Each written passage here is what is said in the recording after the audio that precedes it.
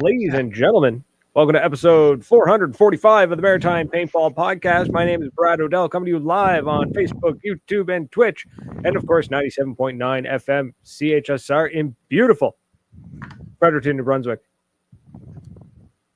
And with me, as always, is the shockingly contented king of paintball. Can't hear a word you're saying, bud. Bois. Ladies and gentlemen, we're having technical difficulties. Bear with us while we sort this out. Bradley? In the meantime, this is not on me. How about, where's our guest? I'm back. There he is. Sorry, it disconnected for some reason. Hold on. Bradley, why do you hate me? No, we're all good. I can hear you now. We're all fixed up. Oh, good. Thank you. Technical difficulties have been. I was content, and now I'm cantankerous because my partner's still saying operate the booth after a year. Listen. In my defense, it's not much of one, but in my defense, you have to follow that statement up usually with something. Well, you know, I'm still getting used to somebody else being in the booth before me. That is kind of messing with your juju. Because when I normally, like for the past year, I'd come in, the booth was set to 0.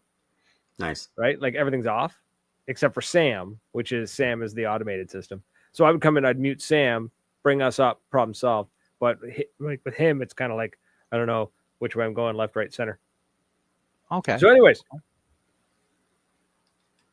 Tom, how about you start with your bit, and then my spiel is that it is coming. The time is coming. Beautiful, glorious D-Day is coming in only 2 weeks. We're going to be making our way. Actually, 2 weeks tonight, we'll be on our way. This time, we'll be broadcasting, hopefully digitally in the truck as we tow Norm to Quebec for the first leg of our adventure. Exciting. Hyped. Is going to be a blast. So thank you as always to Commando for helping us out to come visit them. We always enjoy coming to harass the people. Another good weekend at Moncton Paintball last weekend. Had a good game. It was good. It was nice to get out and play. So always get out there and check out Moncton Paintball. We love those guys. They fixed me up for ages, and frankly, it is my home away from home. If I'm not sitting here on my couch, I'm probably out there playing some ball. Which is where be a mensch, buy some quench. Use our promo code Maritime Paintball Podcast. All one word. Save yourself 15%. Save yourself the taxes, folks. The taxes. The king's taxes. The king's taxes. No, they're not my taxes. They're the prime minister's taxes. They're not my taxes. Whoa. We bounced for that reason. The king does not tax people for that stuff. I bring goodness and love to the people of Paintballia. Anyways, what else have we got tonight? We've got some great company with Beaver Paintball coming hanging out with us. Tell us about his event. He's here to talk about his event. Actually, why don't you? Why don't we? One more thing though. Housekeeping. One more thing of housekeeping is Intensity Customs. Please go check them out. They're gonna have some cool stuff. I can't say what it is. I know there's gonna be some cool stuff. I tried. I was sending him messages with ideas for shirts. He was shooting a lot of things down because I was sending him stuff and he's like, I'm not doing that for you. Get out. Yeah. I'm surprised he made my jersey, to be honest. I'm really happy. He's Sean's dope guy. Also, I'm wearing my C1D shirt today. So nice. I felt like wearing something pretty. I wanted to wear someone else's colors tonight. So go and check out Intensity's trailer if you see them anywhere, go and check them out and maybe give Sean a gentle tap on the posterior for me. It won't do anything. It'll probably get you thrown out. But you might get a throat punch, but whatever. Maybe a discount. You never know how it's going to go. He is the gentlest of souls. I can't imagine him doing anything of the sort. Anyways. Moving along. What have we got, Bradley? I was going to say, Beaver, why don't you introduce yourself, man? Explain to the people who you are, why you're here, and why we're talking with you. Because I'm sure most people probably know who I am who watch podcasts. You've seen me shoot people with my SAR 12 hundreds of times, or run and gun with the EMF, playing for the Immortal Army.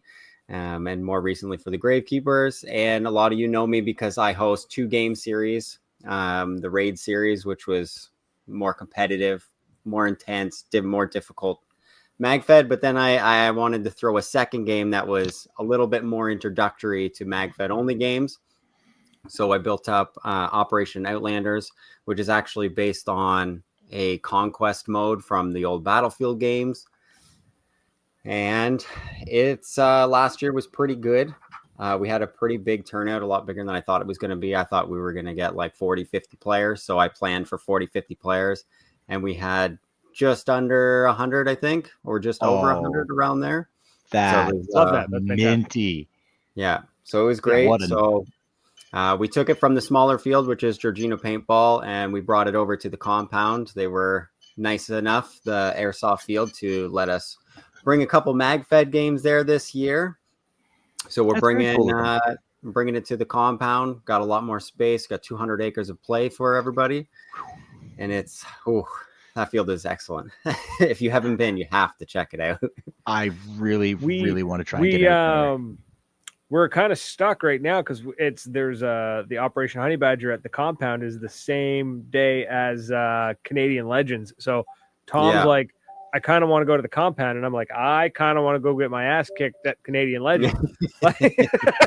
And then meanwhile, they kind of want to try and get a little something going on here in New Brunswick for a bigger game, and it all kind of fell on the same weekend. So it's been so that's been postponed to next year. I think they'll still run a little something. I don't know what they're going to do, but We'll I know Moncton's got something up their sleeve for this summer to bring some new faces out to come and harass us. Yeah. Oh yeah, for sure. I really want to go because like the compound would be so much fun, and Honey Badger would be a lot of fun. The raid, I've been to Honey Badger. I still wanted to get to a raid game because every time I'd see pictures, it looked like you guys were having a ball. It's the most intense game I've ever seen. And like, I've only ever technically played in a raid as like an NPC player. And even from the NPC player, I was like, this is stressful. This is insane. There's a lot going on. But, the compound is a whole different beast. There's vehicles on the field, like full-size roads. There's command posts. There's full-size village to play through. 200 acres of woods that are built up with trenches throughout. It's one of the most difficult maps I've ever played on, and that's saying something considering how many games we played at PRZ. Like, that was a difficult and complicated map, and the compound is just built to just beat you to death before you even see another player, because you have no idea who's around the next corner or who's shooting at you from across the field or from the second story of a church. It's insane. It's so much fun. It sounds like a blast. Yeah, it really does. Yeah. So because the legend of PRZ, if you know, I can't imagine someplace being, more of that, because it was already bad enough kind of wandering, kind of ambling my way across that field. So even bigger is even scarier for a not so skinny gentleman. Yeah. That's why they got the vehicles. It's fine. You just jump in the back of the Jeep and they'll take you across the field. Yeah, boy. Yeah, boy. That's the way to do that. So walk us through your event there, Beaver. Walk us through what you're doing exactly. What's the all right? So give us all the details. Outlanders is more of a traditional conquest. The defenders will start at one of the command posts, and then they have to attack checkpoint 1 first. Defenders can choose to either spawn at their command post on the other side of the field if they need a break or whatever, or they can spawn at checkpoint 1. If they get hit from checkpoint 1, then they can no longer spawn there. They got to go back to checkpoint 2. If they get hit there, they got to go back to checkpoint 3. So it's going to continuously make the game progress forward. And then as the attackers take a checkpoint, the attackers can then spawn at their forward checkpoint. To switch it up a little bit, I've got a bunch of little gold cases out there with perks inside of them. They got stuff like the Juggernaut. So player brings it back to the general gives it out to a player. They throw a high vis on and they have a ref escort with them, and they're immune for 5 minutes. They just get to just walk the field and light some players. There's scout perks. Awesome. So another same sort of thing. You're immune, but you can't carry a marker. You can't throw smokes. You can't do anything, but you can have your radio. You can yell, and you can just go scout for 5 minutes without being able to be killed, which is huge. The classic airstrikes, helicopter drops. We brought in a new one that I thought up. It's a smoke screen. So we provide the player that finds and uses that perk with 2 smoke grenades, and they tell the ref where he wants the ref to walk over and drop them. So you're just like, cool. I want the smoke here, and I want the smoke here, and the ref goes, drops them, walks away, and it's like a perfect grenade toss. It switches things up a little bit. On top of that, once in a while. Yeah. And then on top of that, there'll be missions throughout the day as well. So it's not so much just the conquest portion. There's going to be another aspect for it. So we have a little something for everybody. There's just the face-to-face conflict that some players like. There's the scavenger players to go out and find all the perks because they're just going to be scattered throughout the whole field. And then there's the mission-based players. We got some missions out there too to kind of slow them down. Nice, yeah. So you get something for Bradley and something for me. Yeah, little bit of goodness for both of us, so that I can kind of do missions and play mission game, and Bradley can just go and shoot people. That's the best way to do it. That's got to have a little bit of everything for everybody. Yeah. Oh, absolutely, and it's always fun, anyways. I mean, when's it not fun to shoot at your friends? Yeah, it's always fun. Always a good time. It's one of the comments there from Led. Said, problem with some Magfed games is they're more complicated than real world operations. Keep it simple, more fun that way. So what are you doing to make sure that you don't end up with arguments because people are going, well, the rule said this in page 2, section 4, subsection 3, I can do X, Y, Z because the sun is coming from the east. Like, how do you keep them from arguing? Like, how do you make sure your refs know what needs to be done and what needs to be set up properly? So I do have a public Google Doc with the comprehensive rules guide, and it's not very long at all. It's pretty much bullet points. It's if your team reaches 10 players or 5 players, then you can assign someone to be a medic, heavy gunner, shield player, or a drone operator for every 5 people. So it's very basic, very simple. The rules for the medics are super simple and basic. You can buddy crawl with somebody who's hit. If you get hit, you're down for 45 seconds. No one heals you. You're out. Same with the shield rules. Classic, the 3x4 shields. They cannot be healed by medics. Same with heavy gunners. Can't be healed by medics.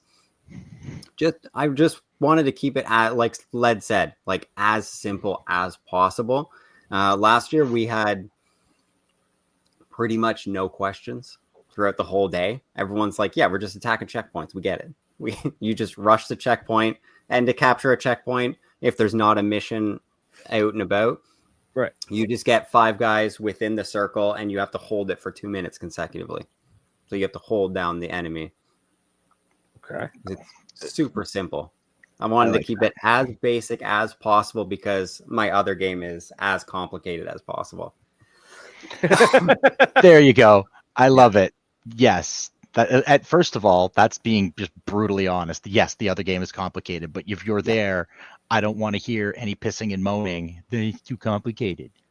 No, rules, and guys. The rules like are there. The raid series, all the refs, I hand them a booklet, and I'm like, anything they could possibly ask you should be in this book, and if it's not, tell them they can't do it. Don't want to deal with it. Okay. There you go. That works. Yeah. That works. I support that system completely. And I like that you give your refs, you've just given your refs the unilateral, this is it. Yeah. No. It's the end of it. Yeah. No. Like, it's just like, nobody, is it, can I do this? Is it in the book? No, then go away. No, you can't do it. Yeah, this isn't actually D&D, and this isn't Formula 1. We're not looking to break the rules. We're looking to have fun. If you're a min-maxer, this isn't for you.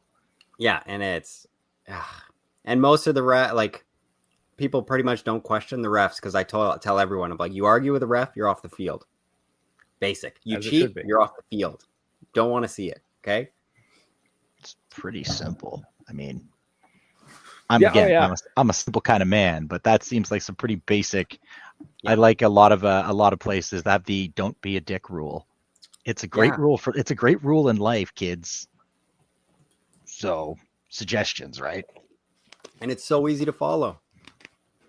That's the Do big you want one, to be right? mag dumped? No, just don't mag dump the guy. Just it's basic. He's a little crotchety. It's like 35 degrees out here, and he's in full gear. Don't be a douche. Yeah, exactly. Life's going to be better for everybody. Yeah, it's Blair question refs? Question mark? Don't question the refs. And you can argue with them while you're walking off the field doing what they told you to do. Like, chirp them all the way off the field, but do exactly what you're doing. Oh yeah, that's what I've done. I've had that happen. This was a speedball match. I got called out, and I was just like, "This is garbage, man. You should have done this way before." And I don't even understand. Like I'm walking away from him, like off the field, like the ref's call's final. I will accept it. Like I'm getting angry. I'm going to be upset about it. Yeah. This is and then immediately after the match, he's just like, I don't know, man. I was like, whatever, it's fine, it's fine. Like, it's okay. We're off the field now. It doesn't count. It doesn't matter. I vented on my way. It's good. Yeah. Ref has last word. Absolutely. Yes, ref has last word. French, explore French. There was something I was going to say. I cannot remember what it's going to be. I lost it. So are there any surprises? Anything? Are you doing anything like quote unquote like experimental, breaking the mold, that kind of thing? What's going on with this event? Anything in particular that you're very proud of? Or so the biggest experimental part of it was the way you get the perks. I've never really seen a game where you just find the perks on the field. It's always like you got to go buy them or trade in points for them, or you get them for achieving something. And I'm just like, we'll just throw this box out here with a letter in it, and it tells you what to do. Like, all right, it seems more fun this way. Just throw a little chaos into it. Why not? Yeah, exactly. It's more fun this way. Oh, absolutely. But again, I've never made any secret that I love theme. I love a good theme. So, let's give a little bit more detail about the compound, because it's kind of dawning on me that maybe a lot of people don't know what the compound is, because we haven't had anybody from the compound actually on the show. So you mentioned vehicles and wide roads, but what other details can you give us? Talk to us about the compound itself. So the compound itself was built by was funded and started up by two guys, Monty and Mike, Magic Mike as they call him. And it's basically built entirely by the airsoft community. Everyone they have like build weekends whenever there's not an event. Half the airsoft community comes out and puts in a day's worth of work, and then they play the Sunday. So the town, their buildings, it's not just like your typical paintball field buildings where it's just like a square with a window and a door. It's like fully built buildings. There's the front entrance, there's a back entrance, there's like the main living room area, there's bedrooms off of it, there's windows in every room. Like, it's full building layouts. They have the full-size roads. They have checkpoints in and out of certain areas. So for a lot of their scenarios, they can like shut down certain areas so cars can't get through. They have to go around on a detour, and then you can get ambushed. They have bunkers, like dugout bunkers with sandbags built in everywhere. Some of them are big enough that you could drive the car into it and then everyone get out and get into the firefight. What else? They have a minefield in between two of the command posts, so that you can't just run out through the forest towards the other command post. You'll hit the mines. And basically the mines are like a little disc buried in the ground with just a little pin sticking up. So when you step on it, it just shoots up like powder at you. So you just get covered in like flour. That's so from that'd be from the airsoft side of things. Yeah, I think they play with powders. You know what? I like that idea. I would have no issue with that in paintball. If in terms of getting mines for a scenario game, that's a great idea. Yeah, it's amazing. Yeah, I've seen them. The downside to them, honestly, it's really the only downside, is you would be a party pooper, wouldn't you? No, they're expensive. Yes, for what they are. And like it's like $30-$40 for one. Like they're not cheap. Is it reusable? And that was, they are reusable. Presumably. You just have to find all the parts. Because they pop and then they come up and like buff. Yeah.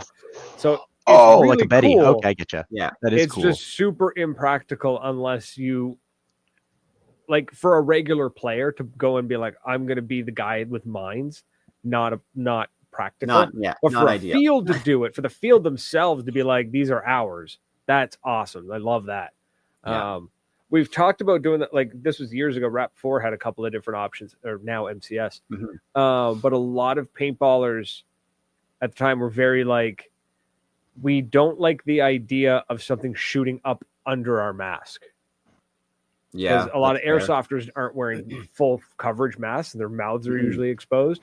So if powder goes up in front of their face, they're wearing glasses. Yeah, they have goggles on or shooter's glasses. If the powder gets up into your mask, it's like, I don't want to have that all inside my mask. So they never really took off. For me, I always tell, I don't like booby traps and stuff like that. I'm like, the last thing I want is a ref or a photographer to get hit with your little claymore thing, okay?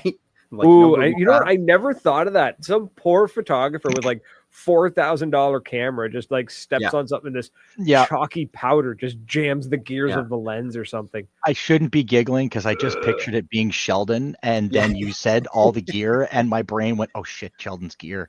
Yeah. Okay. Sheldon would look at that serial number of that device, find out who bought it, and come find you. And not be angry. He would just have very terse words, but I don't know if anyone's ever seen a Sheldon anything other than in a good mood, and I'm not going to will that into existence. So I've seen those mines and they're super neat. Like they're super cool. Really cool. MCS also sold one that used liquid. It was like the fill from paint. Oh yeah, like their old grenades that you would throw, and it would just like spray out the back. There was that. There was one. They had a claymore setup system that was like. I seen people bringing them back, and I'm like, you're not bringing these to my games, okay? We're not doing this.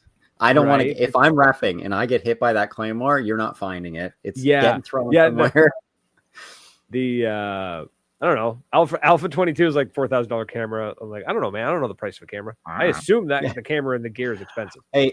Some of the lenses alone are $3,000. Like the good ones you need for speedball is like a $3,000 lens. So it's not out of the question for it to be $4,000 setup. Which is why they have like such ridiculous like duct tape together like rain suits wrapped around the camera and trying to take photos with it. But yeah, the booby trap thing would be interesting, but also it would suck for somebody like a ref.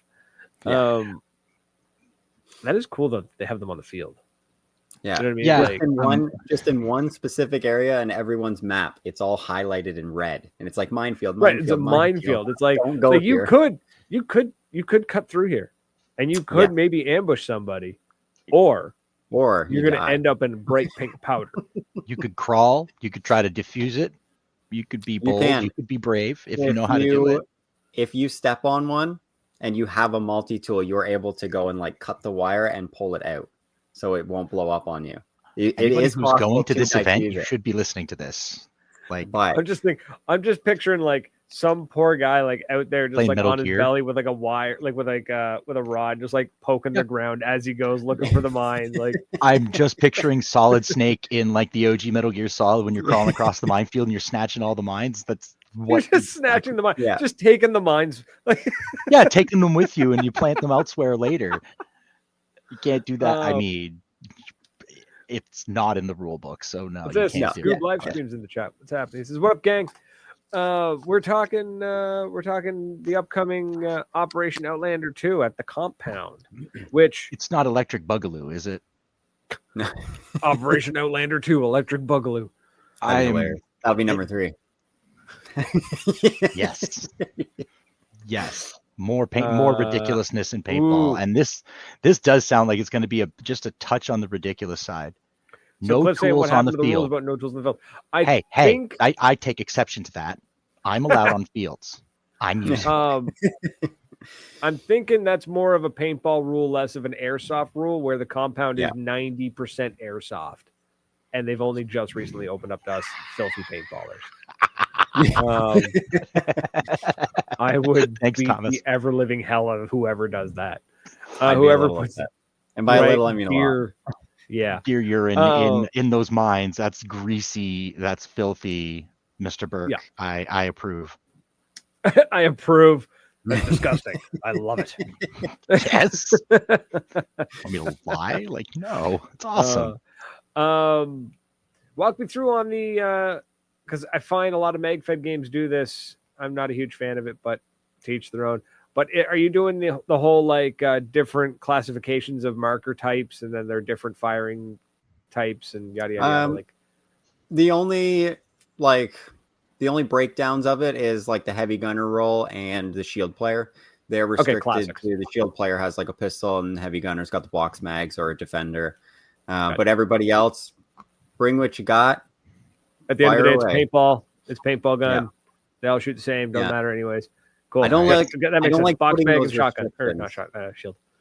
Yeah, I don't like putting those restrictions on players. Like one of the biggest philosophies of the raid was I want to see how creative players could get to get the win, and then that comes to this game too. I want to see what you can bring. I had a guy show up. He had Tipman 98. He's like, "Does this count as Magfed?" And it's a single load. He dremeled out this side of the breach so he could put first strikes in it, and I'm like, that looks good to me, man. Does that count as Magfed? That's MFOG. Homie, I've run one of those like side load 98s. Yeah. If you're running that in Magfed, yep. Respect. Dude, somebody comes to me and goes, I've got a Tipman 98 that I side load single rounds in. Does that count as Magfed? But like, nah, bro, that's musket. Yeah. Like, and I'm going to allow it. Yeah. Give her. Like, you want to do that? Go nuts. I'm going to be forced to accept it because that's kind of awesome. Yeah. Right. Yeah. You can't and then, let him have. For this game, we have Pat May. He's our returning champion from last year. He's going to be the general for the red team. And he's got Bob Spicer from Unkind coming to be his XO to back him up. And their challengers this year, we originally had a player from the States, Emery Davis. He was supposed to be coming up. He was one of the bigger SAS up-and-comers down in the States. He was going to come up, but he ran into a little bit of an issue. So I'm like, don't stress. Like, this is a paintball game. Real life comes first. Like, don't worry about it. Right. So our boys over at 13th Monkey, Kevin, the owner of 13th Monkey, I'm pretty sure, and Sean Villy, I just call him Villy. They stepped up to be general and XO for the team. So they got started on a little bit of a back foot for recruiting in that, but I'm happy they stepped up, and I've just been plugging away to try and fill up their team. I saw that. As soon as the word recruiting came out of his mouth, I saw that one coming. What have you got? I got to be devil's advocate, or the shit disturber, whichever you want to say. All right. So let's say the red team's got 50 players. Blue team only managed to recruit 20. Does that mean that the red team is basically going to have 50 versus 20 the entire day? Do you balance anything, or you just say you're screwed? I would politely ask, but at the end of the day, it's also my game, so it's my responsibility to get players there to even teams. I'm not a game host that leaves recruiting specifically up to generals, because this is my game. It's not in my eyes, they're volunteering their time to try and herd cats essentially to win a game. Right. Right. I know when I'm general, like it's not a day of paintball. It's kind of work. It's not. It really is. And I've watched Magfed generals, and my hat's off. And to do that, man, that's I like that you found that balance where you said it's my game, it's my responsibility to get players there, because to me the idea of it's up to the generals to recruit, cool. So your game is now entirely based on a popularity contest, which means one team is screwed. They're not even going to show up. Yeah, unless you get like two of the biggest names, you're not. Right. Yeah, exactly. Yeah, unless you get like back in the day, if you had Slim versus Wolf, you get a 50-50 split right down the middle. right? Like you have, you'd be great. But if you've got somebody like Pat May's got a name, he's known, especially in Ontario, and then you got somebody who maybe is not so well known. You're gonna run into issues. So I like the way you handled that. And I like that where it's my game, my responsibility to make sure that people show up and that kind of thing. So I dig that. So you got a good balance there. I'm happy with that. Yeah. Not that I have any impact on your event. Yeah, I don't like pushing responsibility off of anybody. I'm a pretty hardcore accountability kind of guy. So it's my game. My team puts it on. Like I'm constantly on them. I'm like, are you guys talking to players? Like I played an event the other weekend at Georgina. It was like our season opener. It was an open class game, unfortunately, but every single person, my team or the other team, if I got shot out and I saw someone had Magfed, I'm walking over. I'm like, yo, you coming out to Outlanders? Like, hit me up on Facebook. Let's go. And they're like, are you serious? Like, I just shot you. You're going to come try and recruit me for a game? I'm like, yes. Why not? What more proof do I need that you play Magfed? Yeah. You hitting me with the Magfed. Like, come on, bro. Figure it out. Especially nowadays. Like, I notice a lot of the younger players coming in, the newer guys. Most people don't have Facebook anymore. Like, a lot of the younger guys don't have Facebook. Some of them have Instagram. A lot of them don't. They're on, like, Snapchat or whatever else. I don't know what they have. I don't know. I'm still trying to figure it out. Oh God! I'm just waiting for the next big thing so I can start that one fresh. Yeah. Creep show. What's going on, buddy? Yeah. No, that's actually a big thing, and that's where we last week we were talking with the folks from VPL, from Virtual Paintball League, where they're in Discord and they're attracting an obscene amount of players and people. Like they got kids. Speaking of which, I'm going to be there on the 24th commentating one of their events, which is I'm super excited for. Yeah. They have a very active Discord community. You guys, anybody who's listening, the VPL does have a really good idea in terms of recruiting, because this next generation of kids, the 13-year-olds, guys, there's that 2-year dead zone about 5 years ago. There was that couple of years where they didn't go anywhere, and a lot of them got headsets and started playing virtual games over the years. I got to pick it up and play it. Okay, I can understand why this is a thing, and they have Magfed layouts. And it's really cool. So, and I mean, there's an untapped resource there for Magfed players. The big thing, too, like you said, like you're doing word of mouth, which is great. Word of mouth is classic. At the end of the day, nothing beats word of mouth, right? When you're promoting an event, promoting anything, word of mouth kicks the hell out of everything. What these guys figured out was that they had VPL, so they did virtual paintball in VR and stuff like that. And then they had a big Discord. And what they found is they had a bunch of kids who were playing VPL, playing virtual paintball, and being like, wow, this is awesome. I'm going to go play real paintball now. Nice. Because a lot of fields, a lot of events organizers, they're posting on Facebook, because a lot of the field owners and a lot of the event organizers are all over the age of 35, 40, right? Like, so that's what right? It's Facebook. You post on Facebook and stuff like that. And there's no kids there anymore. And it's like, we can't get kids to come to the field. I'm like, that's because you're going to the equivalent of the Legion. Yeah. Looking for 15-year-olds. Yeah, you took an ad out in the newspaper. Yeah. Sorry, right? Man. It's not going to work. Again, the Legion, newspaper, Legion, Jesus, boys. Kids don't know what that is. Now you tell, right? Facebook has old people, and they're like, oh, that's what they're talking about. We get it. Like, Scoob live stream saying, don't sleep on that game. This is my opinion, is valuable to pro players for training as the Formula One racers practicing with their simulators. I was going to buy a Quest 2. I like him. I posted in the Discord being like, yo, come chat. I was going to go buy a Quest 2 today, and then life was like, oh, you've got cash? No, you don't. Goodbye. Yeah, me too. But he will have his grubby little mitts on a headset and an Oculus fairly soon. And I mean fairly soon. As soon as I see him, he's going to use mine and try it out and go for it for a while. You'll probably use it more than I do. Because I'm old. Maybe. Yeah. But it's I love the word of mouth thing, the face, trying to recruit whatnot. So I was just sidetrack a tangent of like these guys cracked the code. Like they're making so many waves now. Like HK Army is sponsoring an event with real world paintball gear to whichever virtual team wins. That's pretty sick. Right? Like full setups. I think was it HK or Carbon is doing like head to toe. Everything's all soft gear or something. I can't remember which one it is. I'd have to go look. So clearly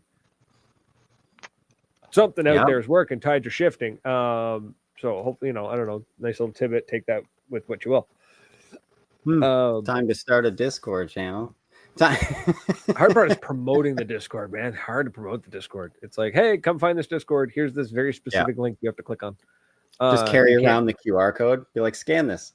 Join the Discord. Oh shit, that's not a bad idea.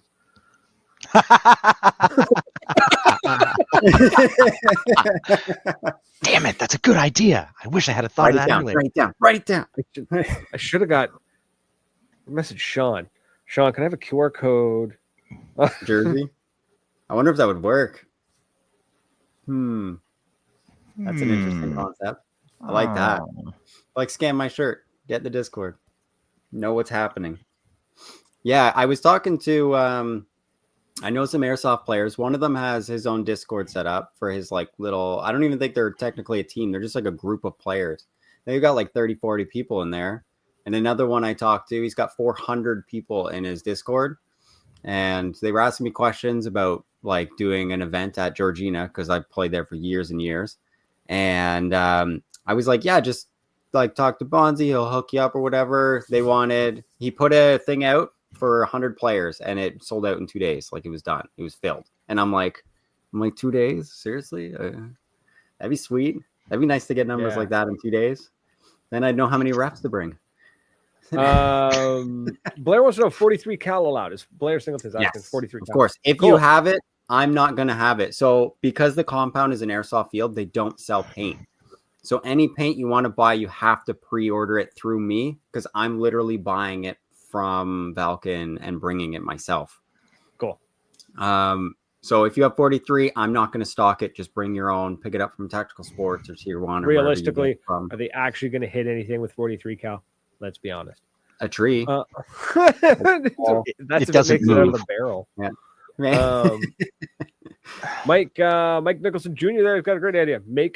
They make bracelets that are virtual QR codes that you can tap phones. I know exactly what he's talking about. It's they're little NFC tags. You tap the back of a phone, it pops up. You can join right away. I'm gonna come up with something. I got ideas. His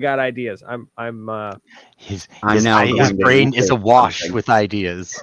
Yes. I didn't know about these bracelets. I'm gonna go. Here comes another. It's Harvey Korman GIF intensifies. You can actually do some pretty cool stuff with the small.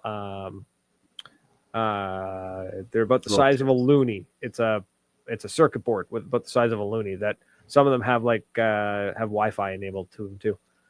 What? That's insane. Yeah, it's pretty wild. They've done some pretty cool stuff. If you look at who was it that did it last? Taylor Swift, actually. When you go in, they give everybody a bracelet. And then during the concert, they would the lighting guy could control the bracelet's colors. That's cool. So it would emit a signal, and they would waves would go across the crowd with the bracelets. It was pretty neat. That's cool. Kind of big brain plays. I like that. Right? Yeah, it's pretty wild stuff. And then they recycle them at the end of they're like, leave your bracelet, recycle it, and whatever. Yeah. But no, we definitely. Yeah. So there's some really cool stuff that you can do that. Ryan Russell says, how are you on refs for the event? So far for what we have pre-registered, we're pretty good. The whole Gravekeepers team will be out there reffing and running the store table and registry table. So we got 5 refs that'll be on the field right now. If you want to do it for free, show up.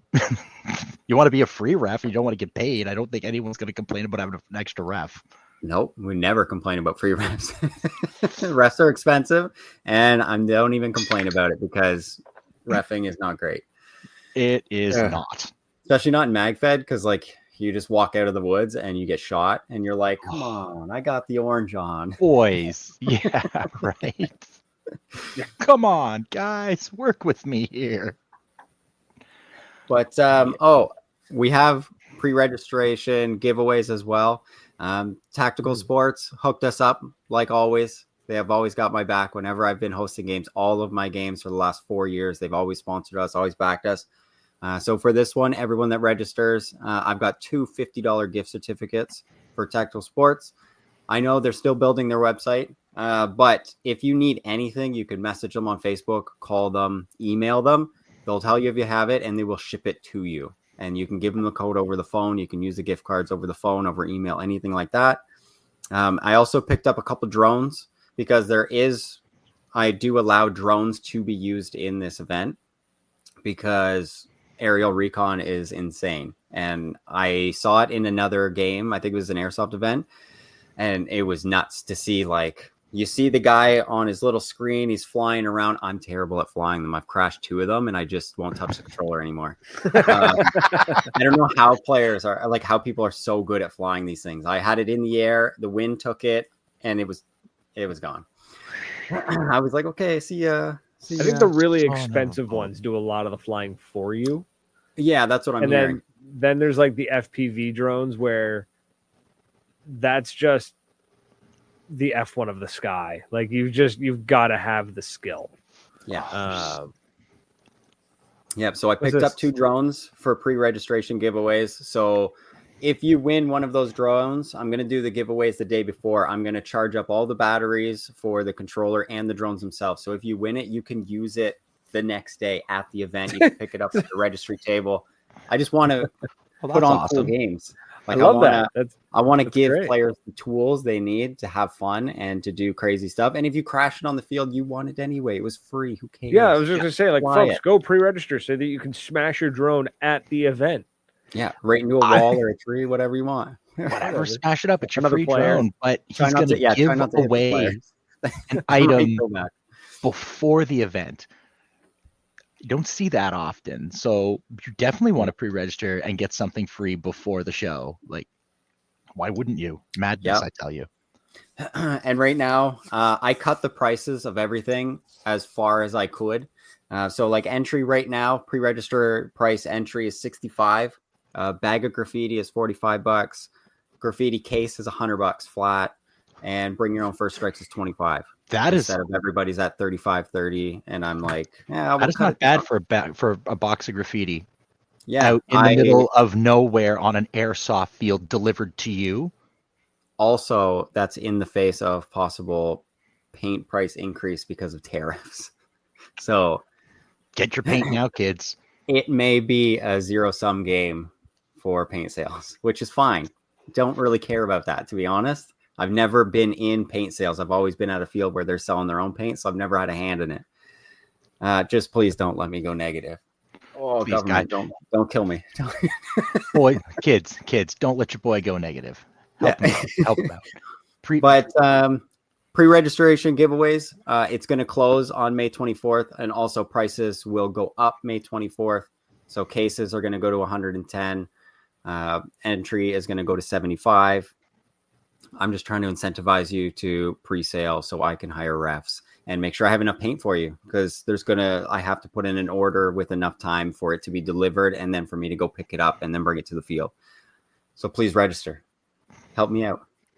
Sure. Oh no, God, please, please whore your event away. That's what we're here for. Yeah, no, we're here to get our people's events out and noticed. This weekend is SNL Paintball for Kids in Nova Scotia, which is a great event. It's a great field. Vic is a fantastic fellow. It's a very worthwhile cause. It always is. So go out there, support a little bit. Who else? Heck yeah. There's going to be more events, I'm sure, that we're going to think of as the night goes on, as I sit here and drink my coffee. But pimp your events in the chat. Yeah. Chat, pimp your event. Graffiti been this year? How's everyone's graffiti shooting? I haven't shot any yet this year, so I can't comment. Fine. I've heard one person have complaints for graffiti, but I think it was like the field's last year's graffiti. They were trying to move it out first. That's one thing that always bugs me when people are like, man, graffiti's garbage or GI's garbage. I'm like, no, all paint, like realistically, GI and Vulcan both make good paint. Yeah. They both make great paint. What's happening is odds are your field is giving you paint that either hasn't been rotated or stored properly. It might be last year's. So don't blame the brand because it wasn't stored properly. Now, I find graffiti, it's not that it's bad, but it always kind of makes me nervous. It's like I don't know how they do it, but they pack their paint tighter than any other company. Like the box it comes in is physically smaller than GI's. And I'm always like, if you look at it, you'll see it's significantly smaller, and they pack the paint out like tighter. Everything always seems to be okay, but I'm always just like it's never been bad. But I open it, and every time I'm like, oh, it's gonna be bad this time. Yeah. Like, oh, it's a little too tight. It might be better because nothing's bouncing around in there to get smashed. Well, I'm wondering if that's kind of their logic, or if they're able to fit like one extra case per layer or two extra cases per layer on a pallet or something because of the reduction in size. Yeah. It's an economics thing. It seems to be fine. 9 times out of 10, yes, you will always come across a bad case of paint, but that does not matter what brand you buy, unless you're buying it from Walmart, in which case it will always be a bad case of paint. And you should feel bad about buying it. Now, if it's your your hopper, you're going to test your gun out back of your yard. Go for it. Still don't buy the garbage paint from Walmart. Gonna shoot your little brother with it. No, don't buy paint from Walmart. Buy it from your local field. You cheap. Yeah. That $20 case is going to cause hundreds of dollars in repairs. Okay, don't shoot this. It'll also probably stain everything. Everything. Gross. Yeah. So we got about 14. Wait, hold on now. 14 minutes? Why are you announcing 14 minutes? We got lots of time. Got tons of time. A big thing for this field. One clock is telling me we got 10 minutes. So I'm not sure which clock we're going to follow. Screw them. We'll go over. So with this field, the staging area is a bit of a trek onto the field, which is why they did that kind of on purpose. So there'd be like no netting or anything to take you out of like immersion factors for the airsoft guys. Cool. But they have a couple trailers there. Like when we played a super soft day last year, they like loaded us and our gear on the flatbed trailers and just like trailered us out. That was going to be one of my plans for the raid. I had 2 flatbed trailers in my truck and my dad's truck all lined up. We were going to load up all the squads in the trucks and the trailers and just drive them to their spawn points all the way around the field and then drive off and then start the game. But didn't get enough players for that one. Everyone's hurting this year. Magfed's a little tough this year. It's a little tough right now for good old Magfed, but it'll come back. Everything always comes back, baby. Everything comes back. Everything will come That's back. why we're still pushing. We just keep going. I think so. We got about let's say we got about 12 minutes left. Let's pick the brain of somebody who's heavily involved in Magfed, whereas me and King here tend to be. Well, I used to be dedicated 100% Magfed, and now I've become more of a tourist. All right, that's a throwback with social medias. And I keep my Magfed gun my Magfed marker is sitting over there. It's ready to go. I just need the right event to make myself available. I've got the TGR2. I've got the T15. They're ready to go. We just need this sounds like an event. Maybe very sexy. Now you just need an EMF 200. I will not. My TMC will fire round ball just as fine as anyone else's, and if I can shoot with that, your own fault. I won't shoot. Now, okay, let me rephrase this. If somebody shows up one day and just goes, "Here, have this Planet Eclipse marker," I will take it. But that's how I got a Geo. Right? That's how I got a Geo 4. I will not go out and buy Planet Eclipse for the sole reason. The only reason is because I'm a Cruncharian and too many people are shooting Planet Eclipse. Therefore, I don't want to. I thought you said a Cruncharian, and I was really confused for just a split of a second. I'm Contrarian. My nose is all plugged up. I'm messed up here. Yeah. So anyway, Magfed, you think our other sponsor, Cat? People keep talking about like Magfed's dead, Magfed's dying, yada yada yada. They've been saying that for 10 years. When I started playing Magfed, Magfed was dying. Yeah. Paintball's been dying since 1983. Like it's like do you see the future's bright? Do you see him coming back, especially with markers like the EMF 200? I think eventually it's going to come back for sure. I think the last couple years we were very like event heavy and saturated, and as the prices keep increasing and there hasn't been much in the ways of making things like first strikes, they're just getting more and more and more expensive. There hasn't been really any innovation, although I have seen another company making their own like shaped projectiles for paintball. The German company. Apparently they're not It's interesting great right now, but like I'm excited to see where it goes. So. It's half the price, which I'm happy to see that, because maybe it'll force a little competition and force the prices down a little bit. But I think that's the biggest thing is people play Magfed, they want to shoot the first strikes. That's why they bought the Magfed markers, and it's just getting expensive along with everything else in our life.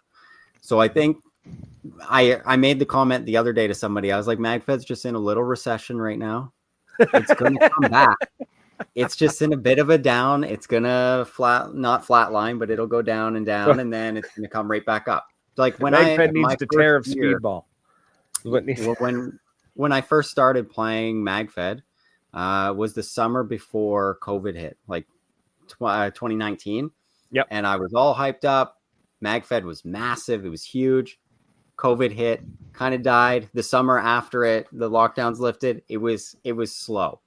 It was kind of building back. And then 2021, 2022, 2023, it was huge. There was events like every other weekend, all MFOGs. I started hosting events. A couple of my raids, like 2 weeks after posting and going live, like they were sold out completely.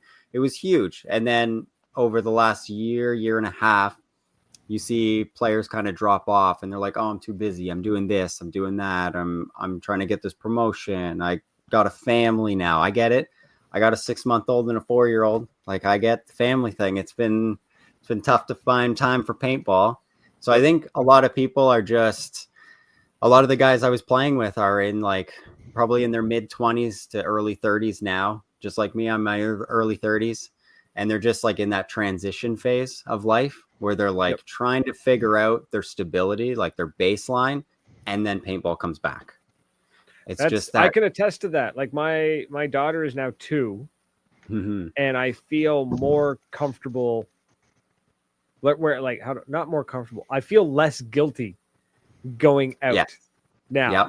Where before it was like I felt guilty going out and going out paintballing, and now it's a little bit more like, okay, I need this.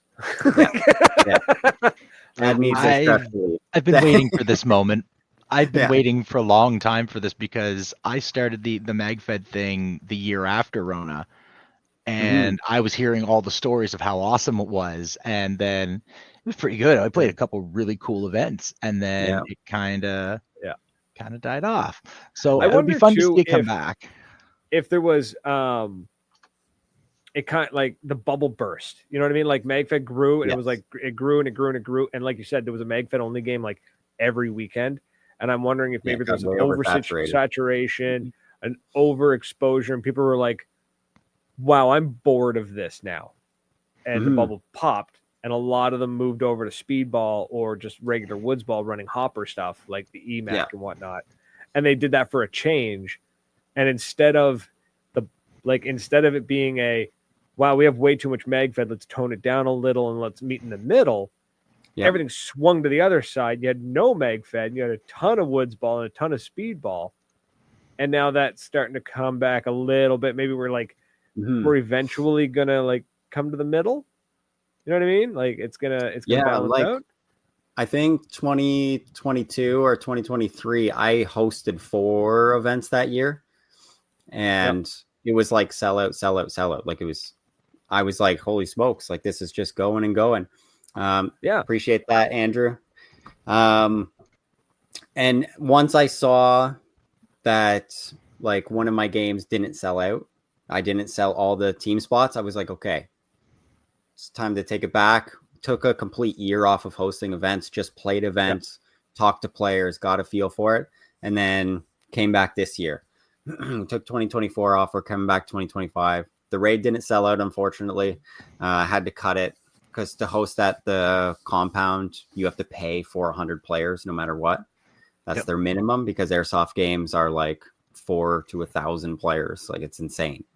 So for them, their baseline, if you want a weekend, you have to bring at least a minimum of 100 players, which I get it. If you could have this game that's going to bring 50 people or 800 people, as a field owner, you're going to go for the 800 people for 100%, sure. 100%. That's just business, baby. Yeah. So I think a little recalibration was needed this year. We're coming back, only 2 events. We did it right at the beginning of the year because I knew Honey Badger. I was talking to Adam because Tier 1 is one of my sponsors as well. I was asking him, I'm like, when are you hosting? Because I don't want to be too close.